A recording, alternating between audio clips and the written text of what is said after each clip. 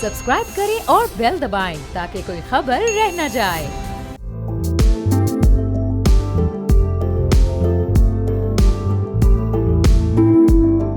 अस्सलाम वालेकुम, मैं और जहांगीर, आप देख रहे हैं प्रोग्राम व्यापार। के सोलर प्राइवेट लिमिटेड और चाइना की आलमी शोहरत याफ्ता कंपनी मिंगयोंग स्मार्ट एनर्जी ग्रुप ने पाकिस्तान में विंड पावर और बैटरी एनर्जी स्टोरेज सिस्टम्स के फ़रोग के लिए MOUs पर दस्तखत कर दिए हैं। के सोलर के कई वेंचर्स की मिल्कियती सब्सिडरी कंपनी है और कई वेंचर के इलेक्ट्रिक के इन्वेस्टमेंट से मुतालिक सारे ऑपरेशंस को कंट्रोल करती है।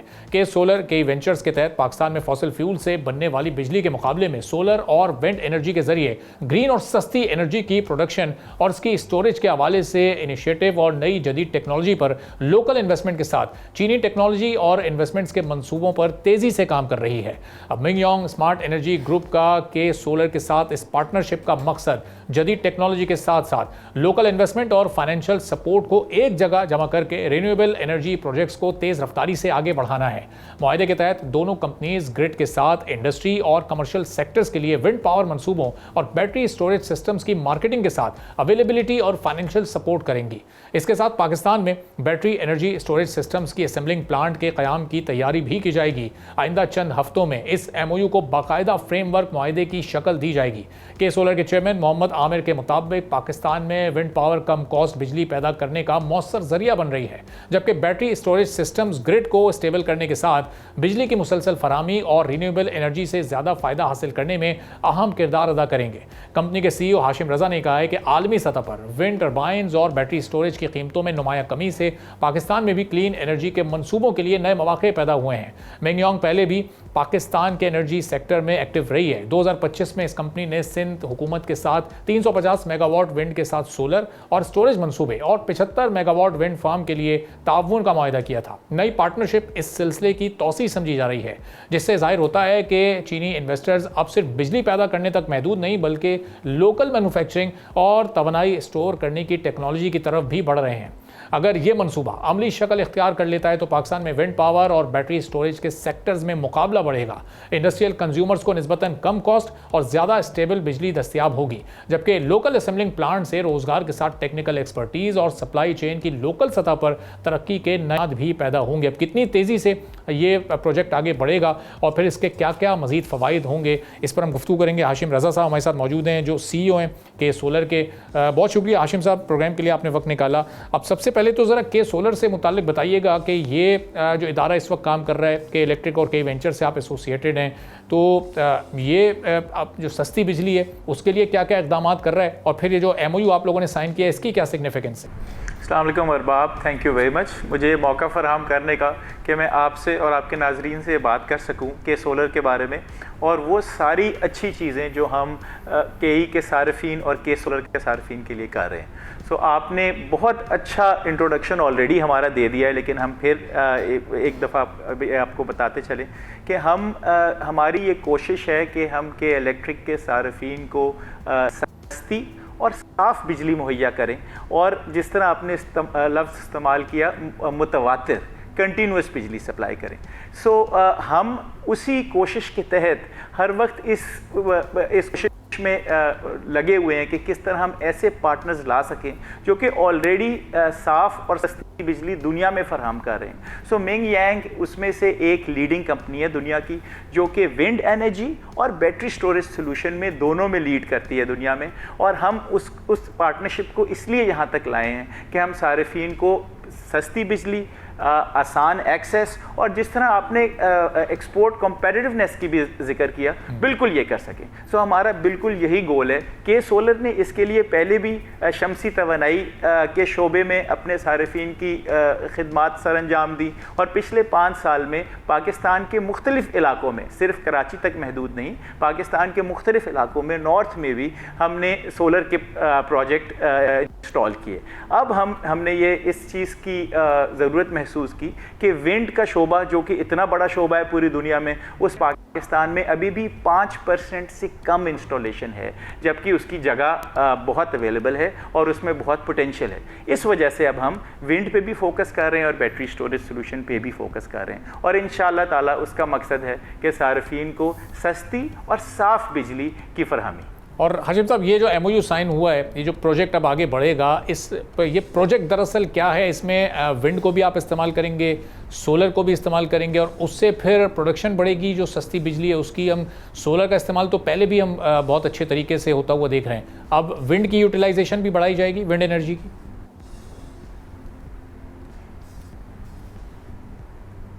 बड़ा अच्छा सवाल है आपका।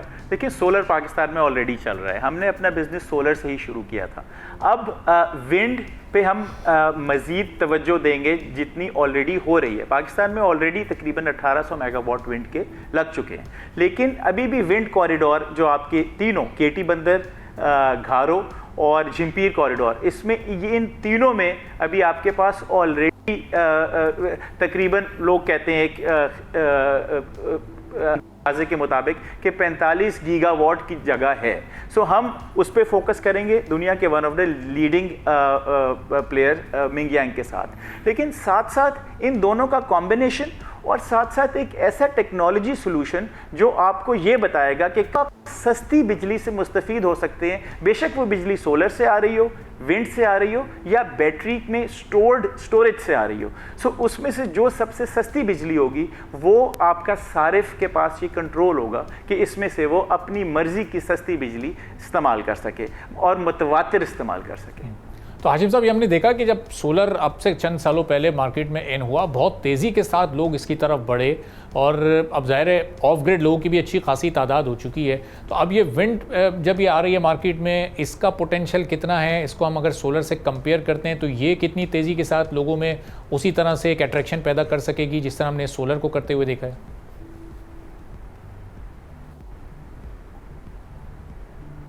अच्छा, बड़ी आपने ये दिलचस्प बात की है। विंड और सोलर में एक बुनियादी फ़र्क ज्योग्राफी का है, मतलब जगह का है कि सोलर आप कहीं भी लगा सकते हैं, नॉर्थ में भी लगा सकते हैं। विंड के लिए आपको एक मिनिमम विंड की जगह चाहिए जहाँ पे हवा की इतनी स्पीड है जहाँ पे विंड का टरबाइन चल सके। सो सबसे पहली बात तो ये कि जिस तरह सोलर की एब्जॉर्प्शन हुई, शायद विंड की इसलिए नहीं हो सकती कि विंड सिर्फ मखसूस जगहों पे उसका टरबाइन चल सकेगा।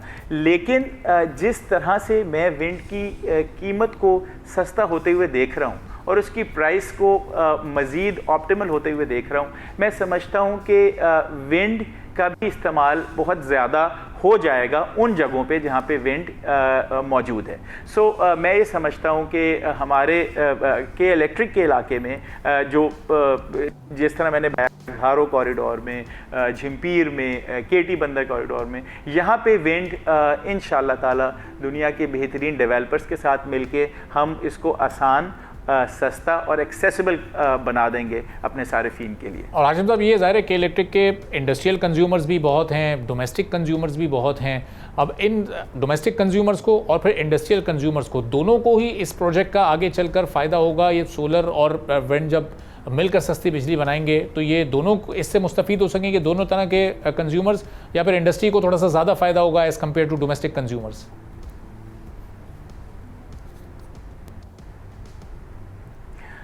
देखिए, आपने तो दो की बात की, मैं उससे एक कदम आगे लूँगा और मैं समझूंगा कि पूरे मुल्क को फ़ायदा होगा। सबसे पहले अगर मैं रेजिडेंशियल सारिफ की बात करूँ तो उनको बैटरी स्टोरेज से ज़्यादा फ़ायदा होगा, क्योंकि बैटरी स्टोरेज में वो सस्ती बिजली को स्टोर कर सकेंगे महंगे आवर्स के लिए इस्तेमाल करने के लिए।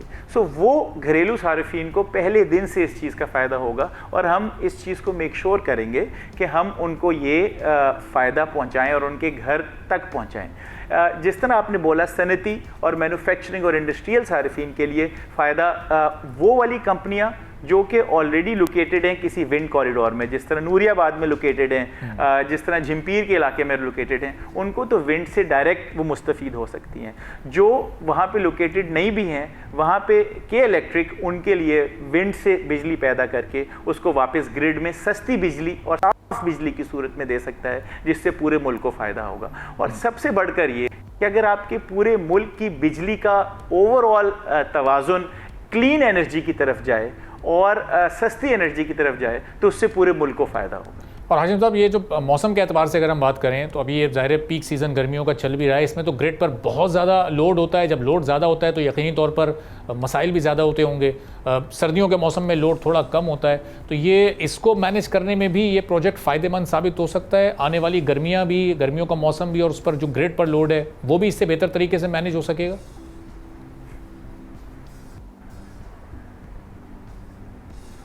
और बाब, मेरी आपसे ये पहली मुलाकात है, लेकिन मैं बड़ा आपसे मुतासिर हुआ हूँ आपकी नॉलेज के बारे में, पावर सेक्टर के बारे में नॉलेज जो आपकी है, क्योंकि ये जो ग्रिड का लोड वाली जो बात है वो हर बंदे को आसानी से समझ नहीं आती। लेकिन आपकी बात 100% सही है। जो स्टोरेज सोल्यूशन है उसका मकसद ही ये है, और वो स्टोरेज सोल्यूशन सिर्फ घरेलू सारिफ के लिए नहीं है, वो घरेलू सारिफ के लिए भी उतना ही फ़ायदेमंद है जितना इंडस्ट्रियल सारिफ के लिए, और एक्चुअली डिस्ट्रीब्यूशन कंपनी के लिए भी।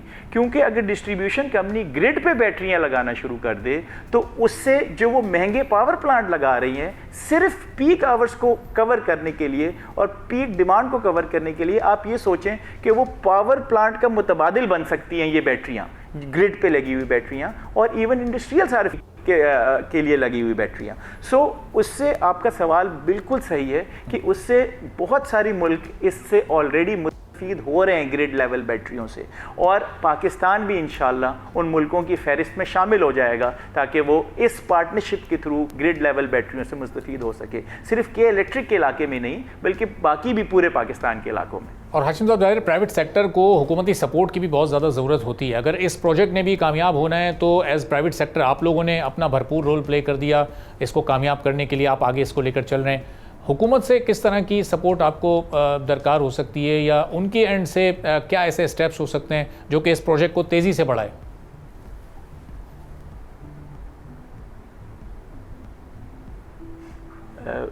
बड़ी अच्छी बात की आपने। मैं बिल्कुल अब ये बोलने लगा था कि जब बात आती है ग्रिड के लेवल पे स्टोरेज की, ग्रिड के लेवल पे स्टोरेज के लिए हुकूमती पॉलिसी की ज़रूरत है।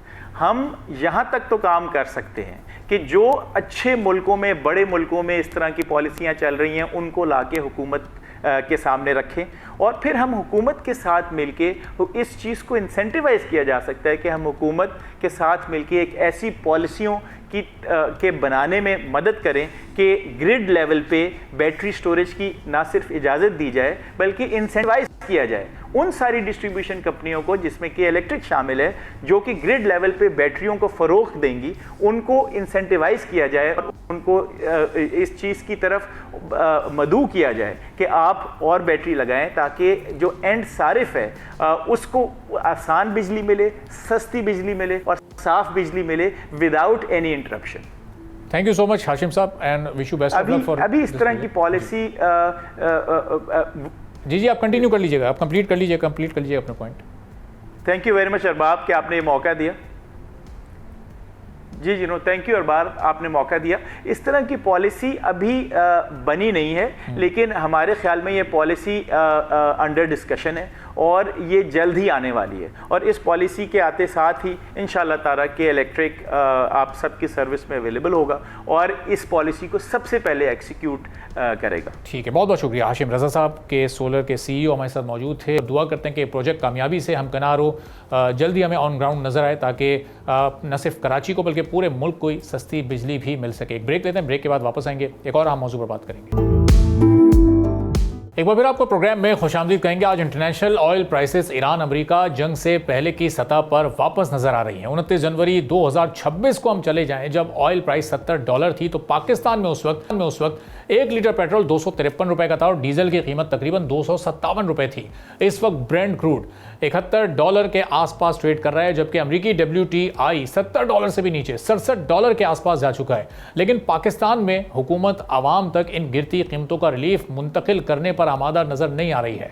26 जून को जब हुकूमत ने फ्यूल प्राइसेस में कमी का ऐलान नहीं किया तो उस वक्त भी रिफाइंड पेट्रोल की आलमी मार्केट में एवरेज कीमत $94 फी बैरल थी, जिसका मतलब है कि फी लीटर पेट्रोल 59 सेंट जो पाकिस्तानी रुपए में 166 रुपए बनता है, इसमें लेवी भी तकरीबन 65 रुपए शामिल किए जाएं तो साथ ही ऑयल मार्केटिंग कंपनीज का मार्जिन जो 9 रुपए है उसको भी शामिल कर लें, फिर पेट्रोल पंप मालिकान का प्रॉफिट 8 रुपए शामिल कर लें तो फी लीटर कीमत तकरीबन 248 रुपए तक ही पहुंच पाती है। यूं आलमी मंडी के मुकाबले में पेट्रोल अभी भी 50 रुपए से ज़ायद फी लीटर के हिसाब से महंगा फरोख्त किया जा रहा है। इसी तरह रिफाइंड डीजल की 26 जून को एवरेज कीमत $107 फी बैरल थी। फी लीटर पर इसको कन्वर्ट करें तो 67 सेंट फी लीटर होता है। पाकिस्तानी रुपए में इसका मतलब है तकरीबन 188 रुपए। अब इसमें लेवी के 80 रुपए शामिल कर लें और साथ में 9 रुपए ऑयल मार्केटिंग कंपनीज के और फिर 8 रुपए पेट्रोल पंप्स का प्रॉफिट भी लगा लें तो भी फी लीटर डीजल की कीमत बनती है 285 रुपए, जो पाकिस्तान में इस वक्त 315 रुपए फी लीटर के हिसाब से अभी भी फरोख्त किया जा रहा है, यानी तकरीबन 30 रुपए महंगा। हुकूमती पॉलिसी जिसके तहत आलमी तेल की कीमत में कमी को फौरी अवाम तक मुंतकिल होना था, ये वादा अब तक के मुख्तलिफ दावों की तरह हवा में तहलील होता नज़र आ रहा है, क्योंकि ना तो फ्यूल प्राइसेस में कमी का कोई ऐलान कल मुतवक्के है और फिर साथ ही क्लाइमेट सपोर्ट लेवी में भी गुज़िश्ता रोज़ ही 100% इजाफा कर दिया गया, यानी ₹2.5 से सीधा ₹5 इसको कर दिया गया। पिछले हफ्ते पेट्रोलियम लेवी ₹66.65 थी, जिसमें ₹2.5 की कमी की गई, लेकिन इसी के साथ क्लाइमेट सपोर्ट लेवी में ₹2.5 का इजाफा करके हुकूमती पॉलिसी इस वक्त ये एक सवालिया निशान के साथ सामने आई है। इस वक्त ब्रेंट क्रूड $71 से ज़ायद और अमरीकी WTI $67 फी बैरल तक गिर गया है, जिस पिछले हफ्ते के मुकाबले में ब्रेंट क्रूड और WTI में $1 की कमी हुई है। यूँ कीमतों में मुसलसल हम कमी का रुझान देख रहे हैं, जिससे पाकिस्तान में भी फार्मूले के मुताबिक अंदाजन पेट्रोल की इस वक्त फ़ी लीटर कीमत 240 रुपए होनी चाहिए और डीजल की फ़ी लीटर कीमत इस वक्त 270 से 275 के आसपास होनी चाहिए। हुकूमती दावा यह है कि आलमी डीजल और पेट्रोल प्राइसेस $105 और $160 के करीब हैं। अब ऐसे में पेट्रोल या डीजल की फ़ी लीटर कीमत 275 रुपये फ़ी लीटर से ज़्यादा हो ही नहीं सकती, क्योंकि आलमी मंडी में क्रूड ऑयल की कीमतों में कमी का ये रुझान आने वाले महीनों में और भी ज़्यादा मजबूत होता नज़र आ रहा है, जिसकी वजह ओपेक प्लस के अगस्त से तेल की पैदावार बढ़ाने का इम्कान है। अगर इजाफी पैदावार की मंजूरी मिलती है तो आलमी मंडी में सप्लाई मज़ीद बढ़ सकती है, जिससे कीमतें मज़ीद नीचे आने का इम्कान मौजूद है। कितनी कमी होने जा रही है पेट्रोल की कीमत में, इस पर हम बात करेंगे। खुर्रम शहजाद साहब मुशीर हैं, वज़ीर ख़जाना के हमारे साथ मौजूद हैं। खुर्रम साहब, बहुत शुक्रिया प्रोग्राम के लिए, आपने वक्त निकाला। अब हम देख रहे हैं कि WTI इस वक्त $70 से नीचे $67 पर आ चुका है। ब्रेंट क्रूड इस वक्त $71 के आसपास मौजूद है। पिछले 4 महीने की एक कम तरीन सतह है। कल पाकिस्तान में प्राइम मिनिस्टर या फाइनेंस मिनिस्टर पेट्रोल की कीमत में कितनी कमी का ऐलान करेंगे? जी, अस्सलाम वालेकुम, बहुत शुक्रिया मुझे प्रोग्राम में लेने के लिए। देखें, ये मैं अभी तो कुछ नहीं कह सकता। अगर कीमतें नीचे आती हैं तो आपने देखा है 4 हफ्तों में कीमतें नीचे आई हैं और तकरीबन 120 रुपया पर लीटर जो है पेट्रोल नीचे आया है। इसी हिसाब से डीजल नीचे आया है। तकरीबन टोटल जो अभी तक कमी की गई है वो तकरीबन 150-155 रुपये जो है वो की गई है अपने पीक से। तो देखें, कीमतें नीचे आती जाएंगी, आपको जो है वो कीमतें नीचे मिलेंगी डेफिनेटली, क्योंकि ये एक ट्रेंड रहा है और ऐसे ही होना है। और अगर कीमतें ऊपर जाती हैं तो फिर उसका एक पास ऑन भी होता है, बढ़ाई भी जाती हैं। तो ये मेरे ख्याल में आप कल तक थोड़ा इंतज़ार कर लें। तो अगर कीमतें नीचे आई हैं, वो कल की कैलकुलेशन होगी, वो आज कोई मैं कह नहीं सकता, क्योंकि कल जो डे एंड पर कैलकुलेशन होती हैं सारी पूरे हफ्ते की, वो फिर उसमें प्राइस में चेंज नज़र आता है और कल इंशाल्लाह आपको पता चलेगा। अच्छा खुर्रम साहब, इंटरनेशनल मार्केट में तो हम देख रहे हैं 5 महीने पुरानी कीमत वापस आ चुकी है, तो अब पाकिस्तान में उसी तनासुब से कमी क्यों नहीं हो रही है? हुकूमत को तो वही कीमत वापस लेकर आनी चाहिए अब, चूँकि एक मुसलसल गिरावट हम देख रहे हैं, एक्सपीरियंस कर रहे हैं और इसका सिलसिला ऑन गोइंग है। मैंने आपको अभी अर्ज़ किया कि कीमतें जो नीचे आई हैं वो पास ऑन किया गया है, और मैं आपको ये भी बता दूं, जो कीमतें नीचे आई हैं उससे ज़्यादा से पास ऑन किया गया है। जो लास्ट जो कमी की गई थी ना पेट्रोल डीजल कीमतों में, उसमें जो है तकरीबन 60 रुपये जो है कमी बनती थी, और गवर्नमेंट ने, प्राइम मिनिस्टर पाकिस्तान ने 75 रुपये की कमी की है।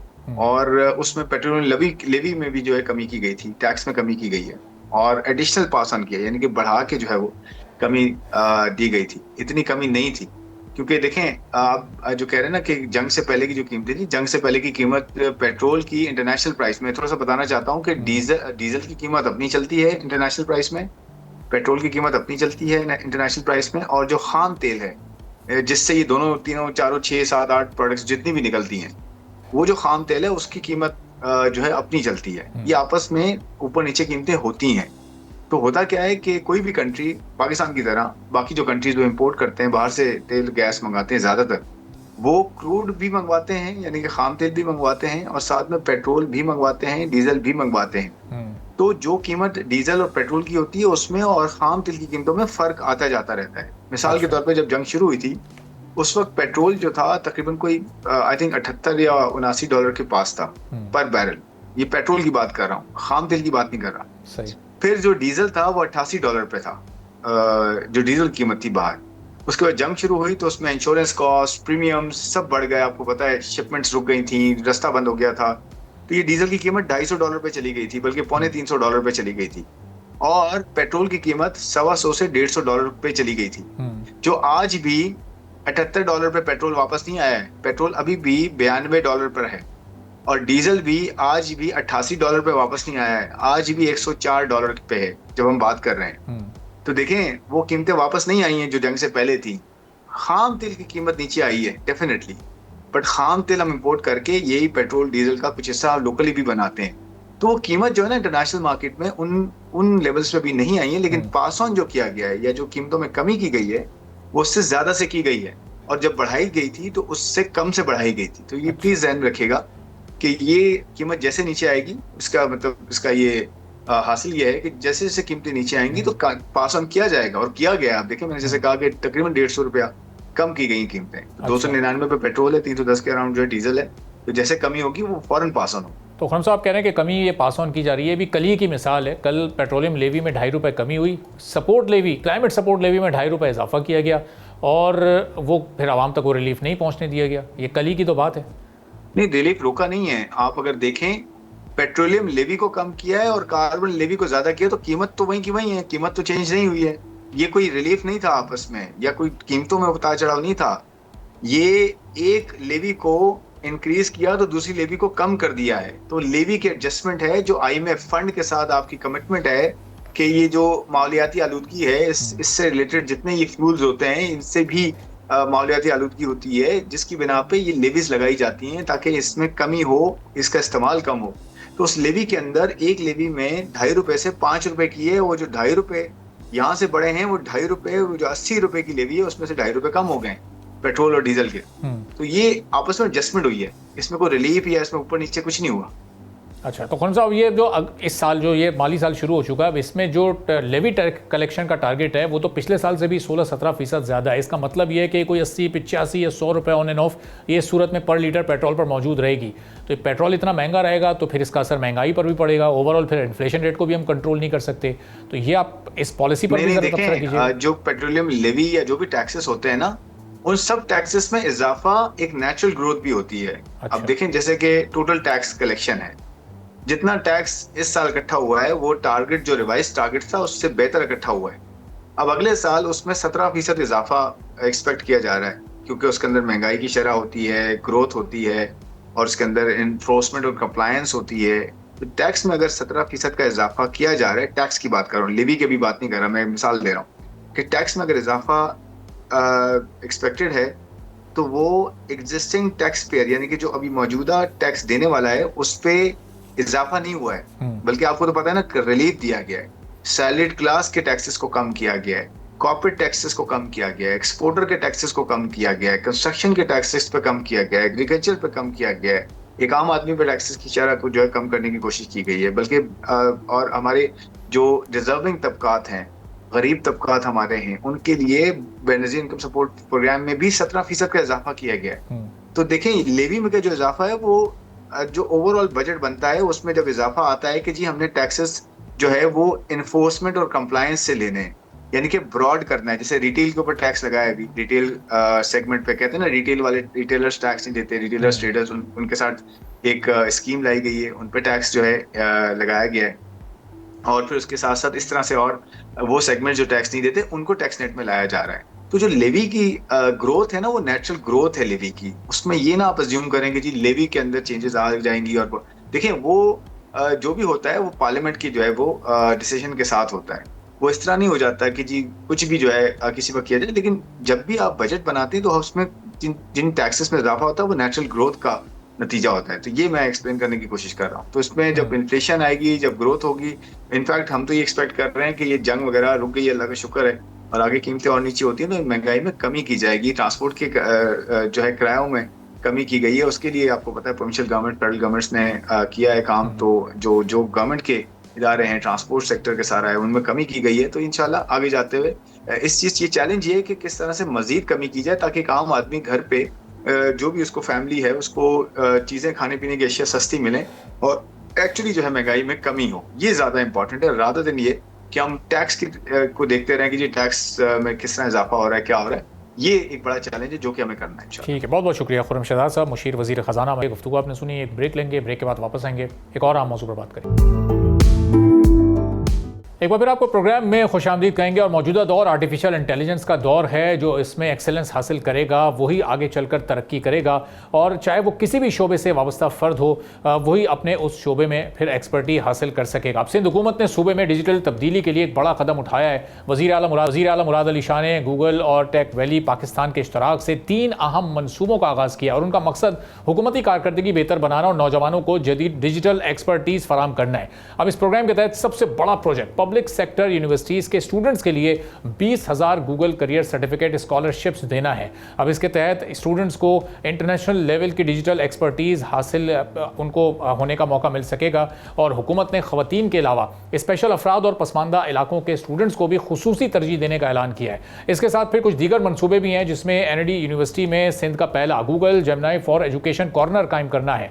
इस मरकज़ में तलबा जदीद आर्टिफिशियल इंटेलिजेंस टेक्नोलॉजी पर अमली तरबियत हासिल करेंगे और आलमी सतह पर कंपैटिबिलिटी के लिए खुद को तैयार कर सकेंगे। साथ ही इस प्रोग्राम में एक प्रोजेक्ट काबीना के अरकान और आला सरकारी अफसरान को गूगल जेमिनी आर्टिफिशियल इंटेलिजेंस की तरबियत देना भी है। इस ट्रेनिंग के जरिए पॉलिसी साजी के साथ डेटा एनालिसिस और शहरी मनसूबाबंदी के साथ सेहत और तालीम के अलावा एग्रीकल्चर और डिजास्टर से निपटने में आर्टिफिशियल इंटेलिजेंस का इस्तेमाल बढ़ाया जाएगा। अब ये इकदाम सिंध के वसीतर डिजिटल सिंध विजन का हिस्सा हैं, और हुकूमत ब्लॉकचेन पर लैंड रिकॉर्ड के साथ डिजिटल बर्थ रजिस्ट्रेशन और ई गवर्नेंस के अलावा डिजिटल पोर्टल और खुसूसी टेक्नोलॉजी जोन जैसे मंसूबों पर भी काम कर रही है। लेकिन एक्सपर्ट्स के मुताबिक असल कामयाबी का इन्हिसार मंसूबों पर मौसर अमल दरामद के साथ स्टूडेंट्स की सर्टिफिकेशन और सरकारी महकमों में आर्टिफिशियल इंटेलिजेंस के अमली इस्तेमाल और शफाफ कारकर्दगी होगा। अब ये आगे आने वाले दिनों में ये प्रोजेक्ट्स कितना बड़ा चेंज ला सकते हैं, खासतौर पर जो 20,000 स्कॉलरशिप्स हैं स्टूडेंट्स के लिए, उसमें किस लेवल की एक्सपर्टीज़ उनको सिखाई जाएंगी और वो उनके फ्यूचर के लिए कितनी कारआमद साबित होंगी, इस पर हम बात करेंगे। सुखदेव असरदाज हिमनानी साहब हमारे साथ मौजूद हैं, तर्जुमान हैं सिंध हुकूमत के। सुखदेव साहब, बहुत शुक्रिया प्रोग्राम के लिए, आपने वक्त निकाला। अभी 20,000 स्टूडेंट्स को ये अपॉर्चुनिटी दी जा रही है, ये स्कॉलरशिप दी जा रही है, ये कंप्लीटली स्पॉन्सर होगी और ये स्टूडेंट्स किस तरह से इसको अचीव कर सकेंगे? Thank you for having me in show. देखिए, जैसे आपको पता है, अभी अपने बताइए बात की, the future belongs to AI। ये जो हम इनिशिएटिव्स कर रहे हैं, लास्ट ईयर भी किए थे, ये उसी फेज को हम बढ़ाए जा रहे हैं, जिसमें 20,000 स्कॉलरशिप्स गूगल सर्टिफाइड हो, या कैबिनेट की ट्रेनिंग हो, या AI को इनकॉर्पोरेट करना हो with in the government department, जिसके हवाले से कल हमारी मीटिंग हो, या पिछले ईयर्स जो हमने पायलट की थी, इसमें हुकूमत का ऐसा खर्चा नहीं आ रहा। ये सारी हमारी जो टेक जायंट्स हैं, बड़ी कंपनीज हैं, उनके साथ कोलैबोरेशंस में हो रहा है। इसमें हुकूमत का कोई खर्चा नहीं हो रहा, और हम एम्पावर कर रहे हैं डिजिटल सिंध की जाने पर बढ़ है। मैं एग्जांपल दे दूं, लास्ट ईयर हमने क्या था, फिर मैं इस साल पे भी आ जाता हूँ, जब भी आपने 20,000 गूगल स्कॉलरशिप्स की बात की। लास्ट ईयर हमने एजुकेशन सेक्टर में 3500 टीचर्स को खान अकेडमी एंड यूनिसेफ के साथ मिलकर AI मॉडल्स पे काम करवाया 4 डिस्ट्रिक्ट्स में as a pilot, Tando Allahyar, Tharparkar, Umerkot and वहाँ पे एक और डिस्ट्रिक्ट है उनके साथ मीरपुर खास में। 4 डिस्ट्रिक्ट्स में 3500 टीचर्स को ट्रेन किया, उनको लोकलाइज्ड मॉडल्स दिए खान मिंगो AI ऐप के नाम से, ताकि वो अपने बच्चों को उन स्कूल्स में जो लोकलाइज्ड उनकी वो भी इस तरह है डेटा है, मैप्स हैं, उनको डाल के बच्चों को लोकल एग्जाम्पल्स में एजुकेशन दे सकें। वो वहाँ पे ऑलरेडी पायलट हो चुका है, 3500 टीचर्स ट्रेन हो चुके हैं। उसके साथ हेल्थ के सेक्टर में आपको पता है, जब अल्ट्रासाउंड का एग्जांपल मैं आपको देता हूँ, अल्ट्रासाउंड के लिए हैवी मशीनरी चाहिए होती है, दूर दराज इलाकों में अल्ट्रासाउंड क्लिनिक्स नहीं होती, तो हैंड हेल्ड इतने से कोई सेट्स होते हैं अल्ट्रासाउंड जो करते हैं, दूर दराज इलाकों में AI इनेबल्ड हैंड हेल्ड जो अल्ट्रासाउंड सेट होते हैं, वो हमने डिप्लॉय किए। प्राइमरी हेल्थ केयर के लिए जाते हैं दूर दराज इलाकों में, प्रेग्नेंट वुमेन के लिए अल्ट्रासाउंड करते हैं, उसी वक्त डेटा रियल टाइम में ट्रांसमिट हो जाता है। हमारे पास सोशल प्रोटेक्शन अथॉरिटी ममता प्रोग्राम चल रहा है, जिससे हम प्रेग्नेंट औरतों को इनेबल करते हैं, इंसेंटिवाइज करते हैं उस प्रोग्राम में लाने के लिए, और हमारे पास डेटा भी आ जाता है। ये दूसरा एग्जांपल है जो ऑलरेडी दूर दराज इलाकों में चल रहा है। तीसरा हमने जो भी किया है कि हम क्योंकि एआई जो है आपको पता है उसको फ्यूचर है इस चीज़ का। जो हमारे पब्लिक सेक्टर यूनिवर्सिटीज है उसमें हम डिजिटल कॉर्नर्स बना रहे हैं, जैसे कल एनईटी में लॉन्च किया। अब मैं एग्जांपल दे रहा हूँ, अगर मैंने इंडिविजुअली जो पेड वर्जन होते हैं, अभी जैसे हमारी गूगल के साथ जेमिनाई के साथ कोलैबोरेशन है, कोई और भी ऐसे हैं जैसे चैट जीपीटी है, को पायलट है, जेमिनाई है, या और भी ऐसे प्लेटफॉर्म्स हैं, तो हमको इंडिविजुअली बाय करने के लिए $60 $80 माना देना पड़ता है। आप यूनिवर्सिटी के 5000 स्टूडेंट्स को देंगे तो पता नहीं कितने माना करोड़ में फीस चली जाती है। ठीक है जी, आपने जब कॉर्नर स्टैब्लिश की है, ये फ्री ऑफ कॉस्ट है। आपके 4000 5000 के तलबा की एक यूनिवर्सिटी में जो भी है वहाँ पे तादाद है, वहाँ पे फैकल्टी भी जाके, टीचर्स भी जाके फ्री में पेड वर्जन को यूज करेंगे और अपना फायदा लेंगे। उससे उनकी स्किल डेवलपमेंट में, एआई जनरेशन में फायदा होगा। ये एनईडी से हमने स्टार्ट किया, इंशाल्लाह इसको हम एक्सपेंड करेंगे all in the public sector universities, जो हर माना 2-3 करोड़ पे का एक फायदा समझे डिजिटल कॉर्नर से सबको फ्री में होगा, ताकि हम चाह रहे हैं कि डिजिटल लर्निंग बढ़े, जनरेटिव एआई, गूगल प्रॉम्प्टिंग होगी या एआई प्रॉम्प्टिंग होगी, उसमें हमारे बच्चे जो हैं, जो हमारा फ्यूचर है, वो उसमें जो है आगे बढ़े। उसके साथ हमने 20,000 गूगल सर्टिफाइड स्कॉलरशिप्स में सिंध गवर्नमेंट का कोई खर्चा नहीं। जो भी आर्टिफिशियल इंटेलिजेंस की फील्ड्स है, चाहे वो साइबर सिक्योरिटी हो, आईटी से रिलेटेड हो, एआई से रिलेटेड हो, 20,000 बच्चे इसमें स्पेशल कोटा रखा गया। रूरल इलाकों का, disabled person with disabilities, women and youth का, उनको ट्रेन करेंगे। 20,000 लोग ये एज अ पायलट हो गई। लास्ट पायलट से हमने सबक किए, ये सेकंड फेज। मैं सबसे एक मेजर आपको चीज बता चलूं, अगर आपने सीएम साहब की बजट स्पीच सुनी हो, उन्होंने एक अनाउंसमेंट की थी ग्रीन इंफ्रास्ट्रक्चर के हवाले से, जो रिन्यूएबल एनर्जी के हवाले से। वो क्या था हमारा सन ग्रीन डेटा इंफ्रास्ट्रक्चर इनिशिएटिव? वो ये था कि वफाकी हुकूमत जो है हमें लेवरेज नहीं करने दे रही। जो हमारे इंडिजिनियस सोर्सेस हैं जनरेशन की, पावर जनरेशन की, जिसमें विंड टर्बाइन जैसे हमने जमपीर में लगाए थे, या हमारे सोलर जनरेशन हो जैसे कोस्टल एरियाज में, वो क्यों नहीं हमसे ताउन करी? जो ट्रांसमिशन लाइन्स होती हैं उसको नेशनल ग्रिड में वापस डालना होता है बिजली को, वो वफाकी हुकूमत हमें ले डाउन नहीं करके दे रही, जिसके हम लेवरेज नहीं कर पाए। हमने बजट स्पीच में सीएम साहब ने अनाउंस किया कि हम sun green data infrastructure initiative launch करें। हम वहीं पे इंफ्रास्ट्रक्चर के लिए जो है रिन्यूएबल एनर्जी के लिए अपना सारा निजाम लगाएंगे। सोलर पैनल्स हो गए, सोलर एनर्जी के थ्रू विंड टर्बाइंस हो गए, हमें किसी ट्रांसमिशन लाइन की जरूरत नहीं। वहीं पे हम टेक्नोलॉजी जोन्स बनाएंगे, जो डेटा सेंटर्स होते हैं जिनको हैवी बिजली की जरूरत होती है पूरी दुनिया में, वहीं पे उसी रिन्यूएबल एनर्जी के थ्रू डेटा सेंटर्स बाहर से आएंगे, जिससे हम फॉरेन डायरेक्ट इन्वेस्टमेंट अट्रैक्ट करेंगे, रिन्यूएबल एनर्जी अपनी सेल करेंगे, साथ साथ एम्प्लॉयमेंट क्रिएट करेंगे और डेटा सेंटर्स को यहाँ पे लाएंगे, जो डायरेक्ट वहां से बिजली उठाएंगे। थर्कोल के थ्रू ऑलरेडी हम बिजली बना रहे हैं। ये जाहिर है जो प्लान है, ये बहुत ही इस वक्त सुनने में ज़बरदस्त लग रहा है। अभी 20,000 स्टूडेंट्स को स्कॉलरशिप देना, हमारी जो आईटी एक्सपोर्ट है इस वक्त वो $4 अरब से इस साल क्रॉस कर गई है। अगले 5 साल में इसको डबल से भी ज़्यादा का इस वक्त प्लान है हुकूमत का कि इसको लेकर जाएँ। तो अब इसमें ये 20,000 का फिगर इस वक्त आपको लग रहा है कि ये थोड़ा सा नाकाफ़ी है? ये हर यूनिवर्सिटी के और ऑलमोस्ट हर स्टूडेंट के पास ये अपॉर्चुनिटी होनी चाहिए कि वो सिंध हुकूमत से ये स्कॉलरशिप हासिल करे और फिर मुल्क की आईटी एक्सपोर्ट्स में आगे चलकर अपना रोल प्ले करे। I completely agree with you। ये फॉर द स्टार्ट्स ये फर्स्ट फेज है हमारा। लास्ट ईयर के फेज से हमने जो हमें एग्जांपल्स मिले या लेसन्स मिले, अभी गूगल के साथ मिलकर हमने 20,000 किया। Google is not the tech only tech giant. हम हमारी दूसरी कोलैबोरेशन चल रही है, गवर्नमेंट ने अपने भी कोर्सेज अनाउंस करने। अभी जो 20,000 हम कर रहे हैं इसमें गवर्नमेंट का ऐसे यहाँ पे एक्सपेंस कोई नहीं है, ये हमने स्पॉन्सर करवाए टेक जायंट से बाहर से। हमारी कोई इन्वेस्टमेंट नहीं है, हमने गवर्नमेंट ने आवाम को टेक जायंट्स के साथ कनेक्ट कर दिया। नेचुरली दूसरों के साथ भी हमारी कोलैबोरेशन चल रही है। गवर्नमेंट ने अपने भी ऑन इट्स ओन फंडिंग भी अनाउंस करने थ्रू द आईटी मिनिस्ट्री हमारी जो उसके थ्रू। ये this is for the start. I agree with you. हमारे जो मुल्क की आबादी, जो मेजॉरिटी यूथ है, वो तो करोड़ों में है। 20,000 is nothing, and specially in Sindh हम चाहते हैं हमारे नौजवान आगे बढ़े। इन द नेक्स्ट फेजेस इंशाल्लाह हम इसको लाखों की तादाद में। और इस पे ट्रांसपेरेंसी को कैसे बरकरार रखा जाएगा? यानी ये अहलियत की बुनियाद पर, एहलियत की बुनियाद पे इसको इम्प्लीमेंट हम गूगल के साथ मिलकर कह रहे हैं। अगर कोई बोल दे कि गूगल के साथ काम करेंगे वो आपकी ट्रांसपेरेंटी नहीं होगी, दिस इज नॉट पॉसिबल। इसीलिए हमने इसमें कोटा रखे हैं, फुली ट्रांसपेरेंट गूगल के साथ हम इम्प्लीमेंट करें। और जो हमारे इम्प्लीमेंटिंग पार्टनर्स हैं, जैसे मैंने भी आपको एग्जांपल दिया हेल्थ केयर और एजुकेशन के हवाले से। हेल्थ केयर में यूनिसेफ हमारा पार्टनर है और खान अकेडमी हमारी पार्टनर है हेल्थ केयर में। ऐसे एजुकेशन में मिलेनियम बिल गेट्स हमारी जो पार्टनर। इन दोनों मंसूबों में भी, जिसमें 3500 टीचर्स हमने ट्रेन किए एआई पे, या प्राइमरी हेल्थ केयर वर्कर्स को जो हमने एआई एनेबल्ड अल्ट्रासाउंड टेक्नोलॉजी, इस पे भी सिंध गवर्नमेंट। सुखदेव साहब, जाहिर है स्टूडेंट्स का इसमें बहुत ज़्यादा इंटरेस्ट होगा कि वो ये इस तरह की अपॉर्चुनिटी से फ़ायदा उठाएं, स्कॉलरशिप हासिल करें। तो एक बहुत आसान सा तरीका क्या होगा इसको हासिल करने का, कि कोई भी स्टूडेंट अगर चाहता है कि वो अहलियत पर भी पूरा उतरता है, तो एक तरीकाकार क्या होगा, अगर ये भी आप वाज़े कर दें? अब पब्लिक सेक्टर यूनिवर्सिटीज खुद से भी अनाउंस करेंगी एज पर देयर कोटा, वहाँ पे जो भी उनके कोटाज हैं यूथ के, पर्सन विद डिफरेंट एबिलिटीज के या वुमेन के, आप हायर एजुकेशन कमीशन की वेबसाइट पे जाके भी इसको अप्लाई कर सकते हैं। अभी इट हैज बीन अनाउंस्ड और इंशाल्लाह ये यूनिवर्सिटीज के थ्रू इसको फुलफिल किया जाएगा ऑनलाइन। ठीक है। और ये जो कैबिनेट मेंबर्स की एआई ट्रेनिंग हो रही है या किसी हद तक कोई एक आध सेशन आप लोग ले भी चुके हैं, इससे ओवरऑल गवर्नेंस पर अब क्या फ़र्क पड़ने वाला है ओवरऑल सिंध पर और ख़ासतौर पर कराची की गवर्नेंस, क्योंकि यहाँ की गवर्नेंस से मुतालिक बहुत ज़्यादा बात होती है। अब मैं एग्जांपल दे चलूँ, हम बैठे हुए थे कल, तो हमारे मिनिस्टर हैं पीएनडी के एजुकेशन निजाम खान शरोज साहब, उसी वक्त उन्होंने एक वो प्रॉम्प्ट डाला कि अभी मीटिंग चल रही कि बराजेस की कैपेसिटी कितनी है, कैनाल्स की कैपेसिटी कितनी हो, इन केस इतना फ्लड आ जाता है तो प्रेडिक्टिव मॉडल क्या होगा। वहीं पे उन्होंने बना के एग्जाम्पल दे दी। एग्जाम्पल देने का मकसद है कि हमारी कल जो मीटिंग हुई थी, हम हर डिपार्टमेंट्स में इनको इनकॉर्पोरेट करें। जो एक वर्कलोड होता है डेटा का, आपको पता है यहाँ पे अक्सर लेटर निकालने में भी घंटों लग जाते हैं, उस वर्कलोड को, टाइम को कम किया जाए और एआई को as a enabler, not as a replacement but as a enabler governance पे हम इसको इनकॉर्पोरेट करें। हर डिपार्टमेंट जो भी गवर्नमेंट के उसमें हम एआई को इनकॉर्पोरेट करें ताकि गवर्नेंस को हम बेटर कर सकें। ठीक है। और इससे फिर अब ये जो ख़ासतौर पर वो इदारे जहाँ पर लोग जाते हैं, नादरा का इदारा है और दूसरे कई ऐसे इदारे हैं, सिविक सेंटर्स हैं, तो वहाँ पर बड़ी मुश्किल होती है, लोगों को पैसे देने पड़ते हैं, करप्शन के इश्यूज़ हैं, फिर भी काम नहीं होता, बार बार चक्कर लगाने पड़ते हैं। ये वाला सारा सिस्टम भी इसके ज़रिए से कुछ बेहतर होगा? I'm glad you brought it up। बिल्कुल, ये काफी अक्सर इश्यूज होते हैं। नादरा तो चले फेडरल एंटिटी है, हमारे जो सिंध गवर्नमेंट के अपने महकमों में पब्लिक फैसिलिटेशन डेस्क, हमने सिविक सेंटर की बात की, वैसे तो हम इसको ऑलरेडी डिजिटलाइज करा, पर ये उसमें भी डिजिटलाइज हम करेंगे उनके ऐप्स के थ्रू। वहाँ पे ऑन ग्राउंड भी, जैसे एनईडी कॉर्नर के हमने आपको एग्जाम्पल दिया, वहाँ पे लॉन्च हुआ, तो वहाँ पे भी सारी चीजें होंगी ताकि ट्रांसपेरेंसी भी हो और आवाम को भी इस चीज से फायदा हो।